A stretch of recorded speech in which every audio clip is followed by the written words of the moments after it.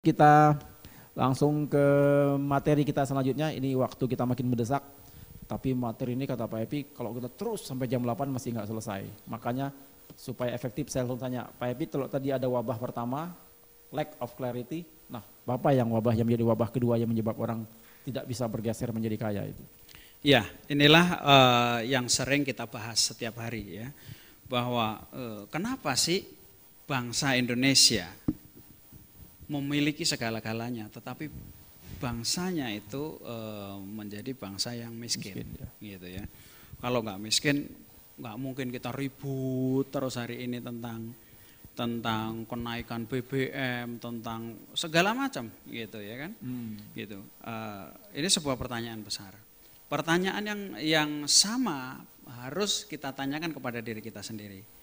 Kenapa seseorang itu dengan sekolah yang sama? Jadi kalau kita lihat teman-teman sekolahan kita itu, atau di satu sekolahan kita lihat, kenapa di antara mereka itu hasilnya berbeda-beda?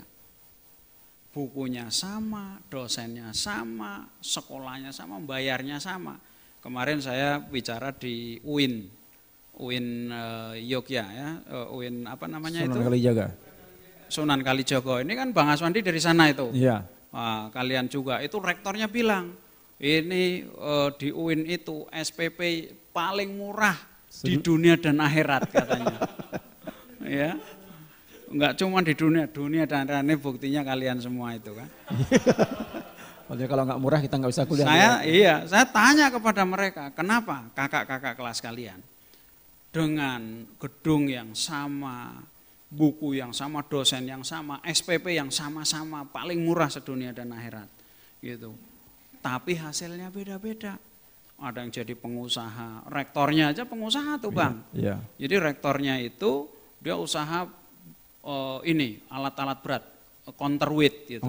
Wah luar biasa juga, cerdas juga itu padahal rektor jurusan beliau itu akidah filsafat lagi. Waduh, itu yang paling susah diatasin itu.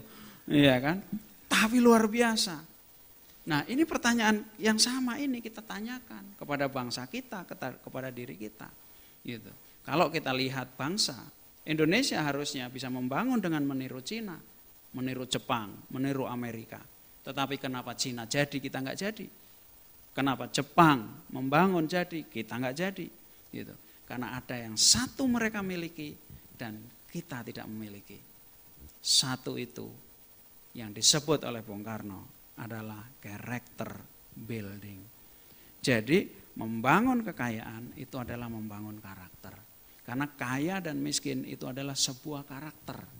Nah, banyak orang itu tidak memahami bahwa hanya sampai memahami bahwa yang namanya kaya itu adalah sebuah keadaan. Ketika kita punya mobil, ketika kita punya rumah besar, kita punya harta banyak disebut kaya gitu. Padahal lihat gitu, berapa banyak di antara mereka yang justru hidupnya lebih susah daripada yang hidup sederhana gitu. Nah, ini yang disebut wabah yang kedua, yang disebut misconception of rich. Jadi salah konsep terhadap kekayaan itu sendiri gitu. Akhirnya kita nggak akan kemana-mana. Kenapa? Karena konsepnya kaya itu sendiri udah salah gitu. Maka kita nggak punya uang, tetapi kita paksakan ya. Saya sering cerita bahwa guru-guru di kampung saya itu ketika saya datang itu, wah mas sekarang ini gaji nggak cukup dan sebagainya. Ya gaji sekitar 2-3 juta gitu. Tapi kalau gaji 4 juta kira-kira ya kita nanti wah bisalah cukup gitu. Malah bisa nabung gitu. Nah pada satu ketika ada kan itu kan kenaikan gaji yang adjustment itu ya. Zaman awal-awal Pak SBY kalau nggak salah ya gitu. Nah, gaji mau naik bulan Oktober, bulan Juli itu udah pada tahu. Begitu Oktober, ternyata mereka itu lebih sulit dari sebelumnya. Kenapa? Karena belum datang udah dibelanjakan. Udah kredit ini, kredit itu dan sebagainya. Loh kenapa kok income yang tinggi itu tidak membuat mereka itu lebih baik gitu? Karena ada yang tidak mereka itu miliki. karakter itu. Gitu. Nah, karakter kaya dan miskin itu seperti apa? Mudah pertanyaannya. Gitu. Kalau kita ngomong setiap keputusan kita, gitu. Every single decision kita bertanya gitu. Apa yang kita bangun? Ya kan? Ketika kita mau sedekah. Nah, sedekah ini karakter kaya miskin kira-kira kan gitu. Ketika kita terima harus ada yang ditabung gitu. Maka di IBF kita bilang setiap kalian itu memiliki income berapapun besarnya itu, 10% pertama gunakan untuk sedekah. 10% kedua gunakan untuk tabung. Nah, sisanya baru kalian gunakan bayar utang ini dan sebagainya. Nah, ini yang disebut membangun karakter. Banyak orang yang bertanya, "Pak, saya ini penghasilannya kurang, Pak. Cuma 1 juta, kalau dipotong 20%, sedekah 10%, nabung 10%. Ya bagaimana? 1 juta aja kurang. Ya sudah, 1 juta kurang, 800 juga kurang. Sama-sama kurang. Iya kan? Tetapi ada yang dibangun. Gitu. Nah, kenapa? Karena orang itu perlu berinvestasi. Makanya untuk membangun kekayaan itu kita harus melakukan yang tadi. Apakah sedekah, apakah nabung ini, apakah investasi ini bisa dikalahkan oleh spending, gaya hidup, ataukah gaya hidup yang kita kalahkan oleh 3 hal tadi, ada sedekah, ada saving. Nah, ini sebuah karakter. Tanpa memiliki karakter itu kita tidak akan kemana-mana. Nah, ada satu hal di Amerika, itu di Stanford University, itu pernah dilakukan sebuah riset. Riset ini luar biasa sekali, ya, dilakukan pada tahun 50-an. Riset ini meriset anak-anak TK, anak-anak kindergarten. Nah, yang dilakukan itu adalah anak-anak ini di dalam satu ruangan itu diberi marshmallow, diberi permen marshmallow itu. Oleh sang profesor dikatakan, ini marshmallow buat kamu. Saya akan keluar 15 menit. Kalau kamu makan, nggak apa-apa, karena ini memang punya kamu. Tapi kalau kamu mau nunggu saya, kata profesor, maka kamu akan saya tambah 1 lagi marshmallow. Jadi kamu punya 2. Nah, ketika diriset, anak-anak ini begitu ditinggal, sebagian besar itu langsung nggak berpikir itu dimakan marshmallow-nya. Jadi nggak usah nunggu 15 menit langsung dimakan. Anak-anak sebagian yang lainnya itu dia ragu-ragu, makan enggak mikir panjang, dititilin satu-satu, lama-lama dimakan juga. End of the day, end of the story, semua sebetulnya makan, cuman sedikit saja anak-anak itu yang begitu ditinggal oleh profesor, dia itu tunggu, dia tenang aja, nggak dilihat itu yang namanya marshmallow. Begitu datang profesornya dikasih 2, maka dia nikmatin itu 2. Wah, habis 1 nikmatin lagi 1.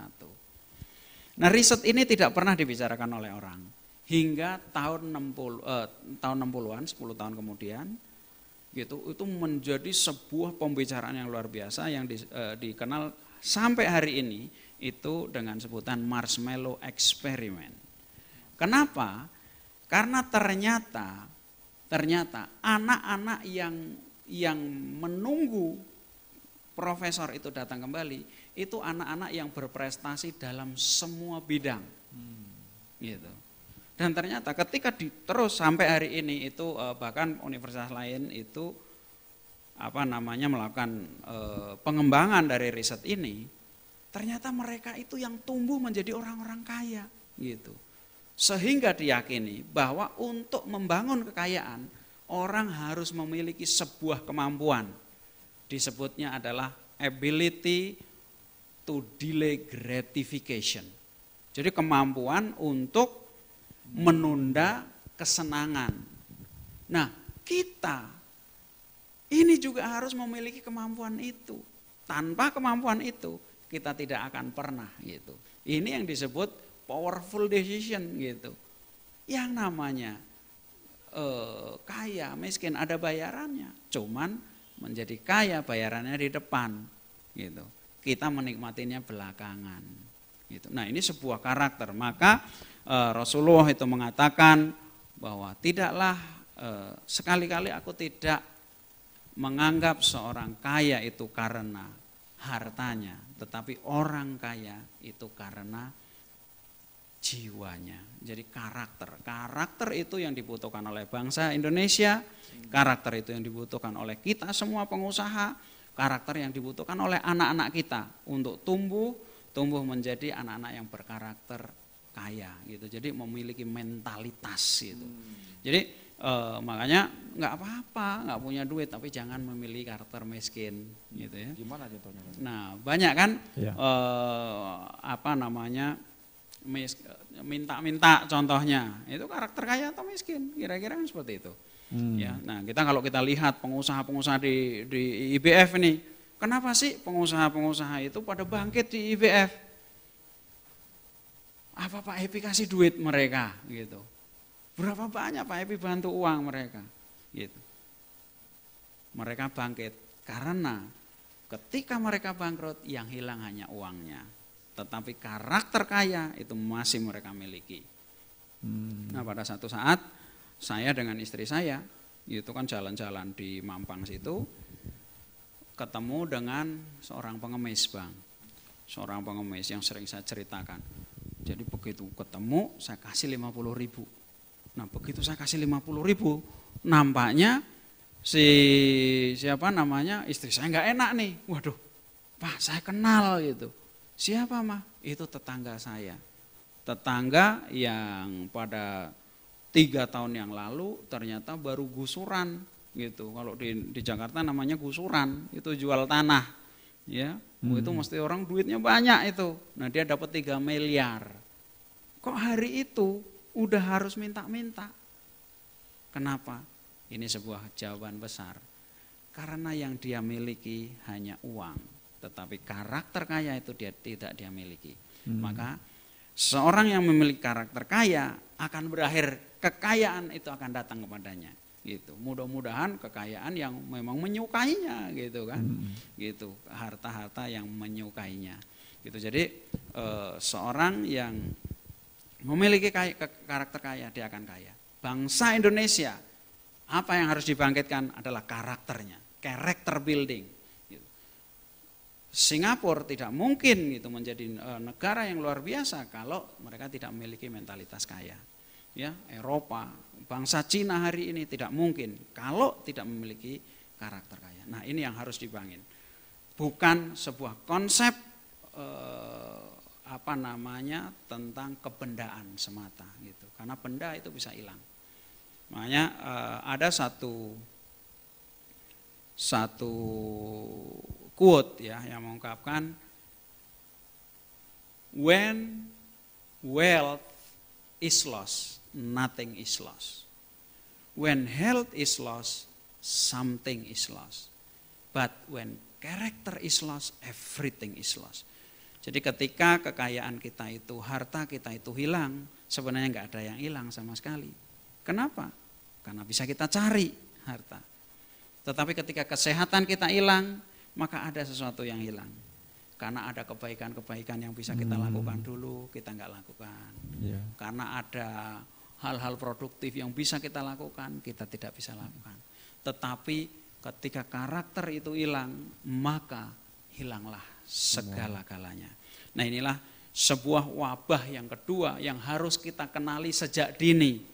Kalau kita berkomitmen untuk menjadi kaya. Makanya membangun kekayaan itu nggak cuma ingin gitu. Kalau ingin nggak cukup gitu. Tetapi harus berkomitmen sepanjang hayatnya.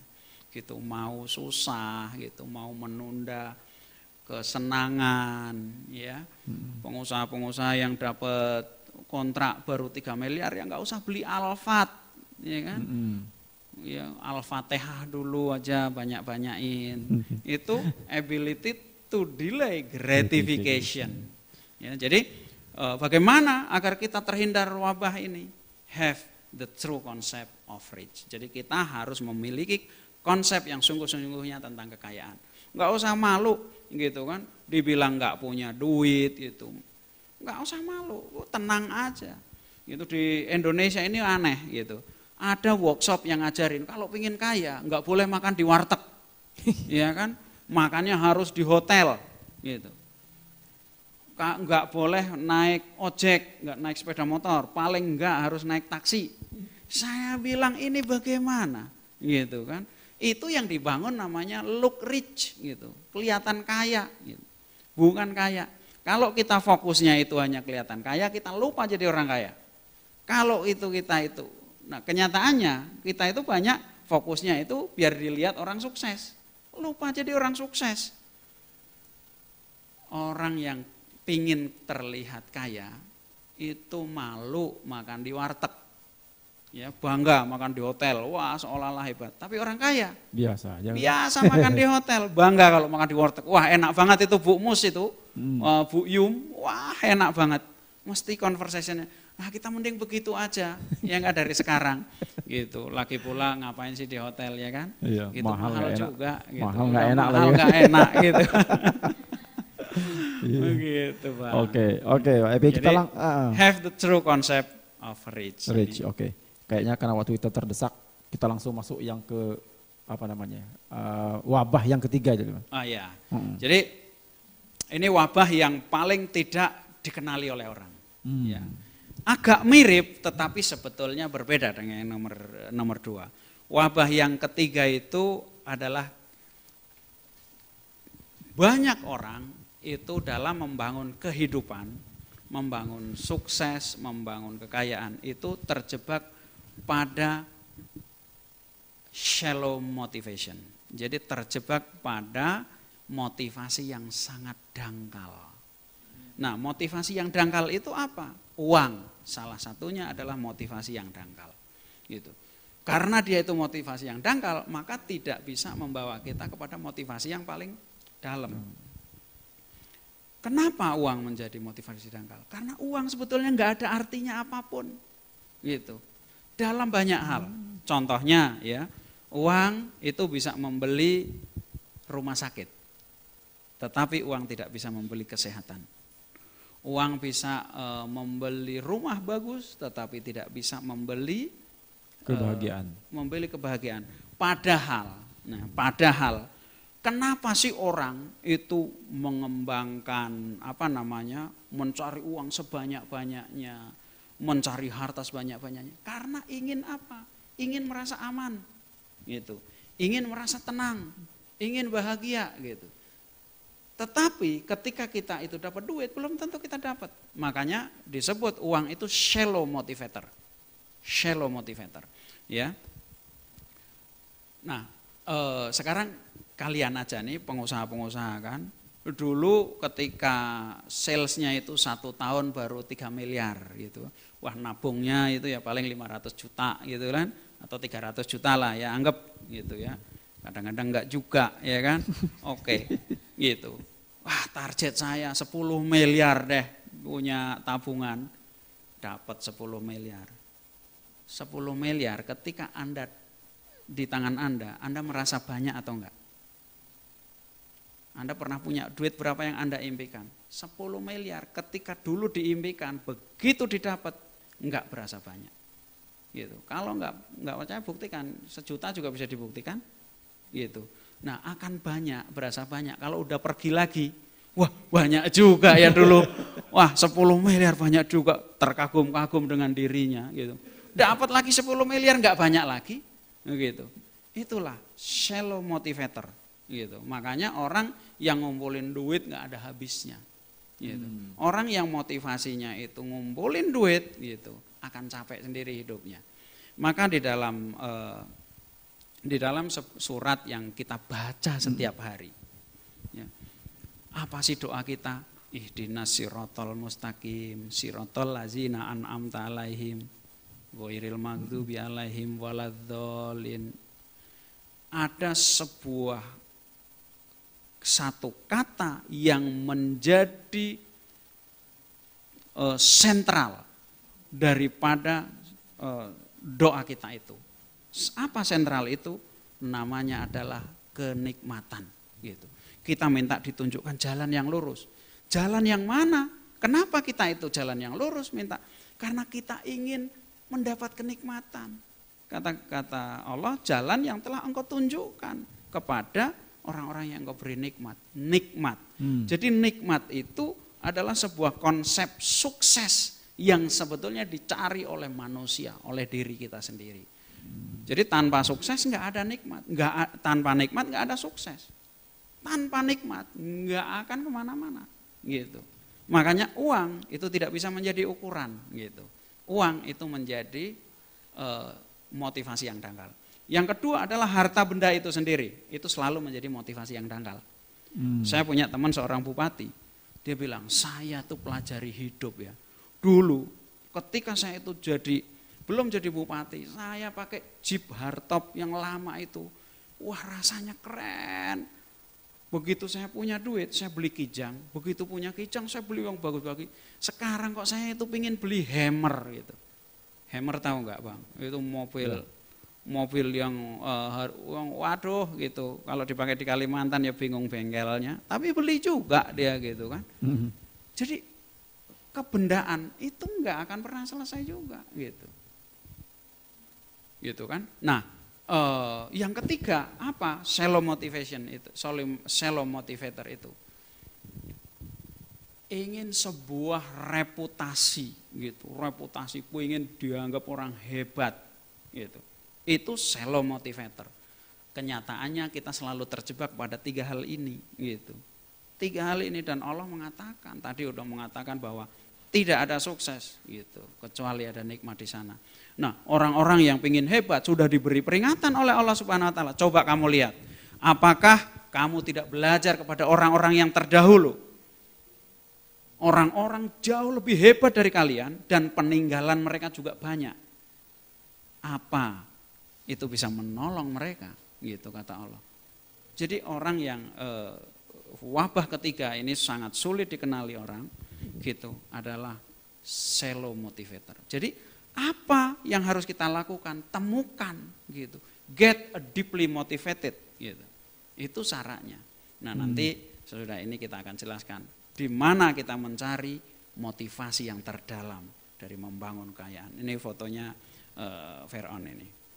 Yang dicari oleh ini kalau enggak Ramses II, Ramses II, Ramses III ini apa? Imhotep.